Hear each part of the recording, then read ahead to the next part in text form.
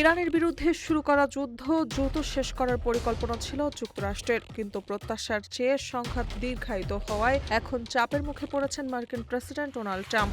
এমন মন্তব্য করেছেন দক্ষিণ কোরিয়ার পুসান ন্যাশনাল ইউনিভার্সিটির আন্তর্জাতিক সম্পর্ক বিভাগের অধ্যাপক রবার্ট কেলি। আল জাজিরাকে দেওয়া সাক্ষাৎকারে কেলি বলেন, ট্রাম্প ভেবেছিলেন ইরানের বিরুদ্ধে অভিযান দ্রুত শেষ হবে, কিন্তু যুদ্ধ এখন পাল্টাপাল্টি হামলার দীর্ঘ সংঘাতে পরিণত হয়েছে, যা অনেকটা ফরএভার ওয়ারের মতো। কেলির মতে, যুদ্ধের প্রত্যাশিত ফল না আসায় ট্রাম্প এখন ব্যর্থতার দায় অন্যদের ওপর চাপানোর পথ খুঁজছেন।